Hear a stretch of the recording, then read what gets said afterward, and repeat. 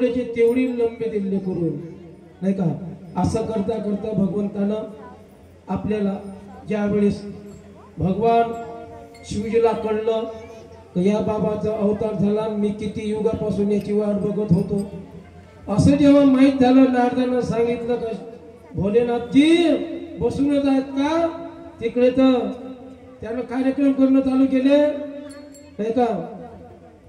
असं करत असताना मग शिवजीला माहीत झालं, शिवजी आले पाळण्यामध्येच होता आणि शिवजीनं गेल्यानंतर हे एवढे मोठे प्रकरण झाले तर मग यशोदा माता जाऊ देईन का, जाऊ देईन का, या जा चांगली गोष्ट आहे असं म्हणत का. अरे किती संकट या बाबानं झेलले, आता जाऊ देत नव्हती ती. शिवजी म्हणत ते वेश धारण करून आले दुसरा.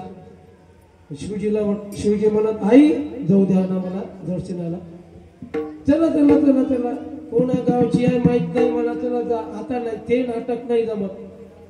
आणि भगवान शंकरजीनं ज्या वेळेस कृष्णाकडे बघितलं आणि म्हणतात भगवंता कैलासातून आलो मी, दर्शनासाठी आलो, दर्शन ते द्या, दर्शन द्या ना. आता म्हणे कृष्ण म्हणतात माझ्यासोबत व्यवहार तुमचा आता नाही, कारण व्यवहार चालू आहे माझ्या आईसोबत.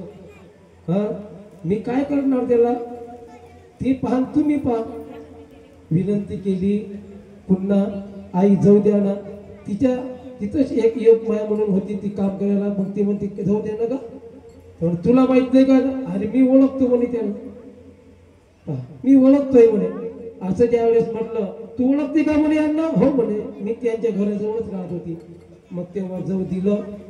शिवजीनं आपलं रूप प्रगट केलं, कृष्णानं आपलं रूप प्रगट केलं, समोर दोघांचं दर्शन झालं.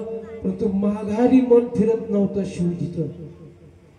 आणि शिवजीनं काय आणलं होतं, सर्व देवतांनी जे काही आणलं होतं, शिवजीनं काय आणलं होतं, ही जी बासरी आहे दधीची मुनीच्या हाडापासून बनवलेली आहे, ही बासरी बालशाला जसं देतो आपण काही, भगवान शिवजीनं त्यांना अर्पण केली. ती बासरी भगवंतानं पूर्ण गोकुळ मोहित करून टाकलं बासरीनं.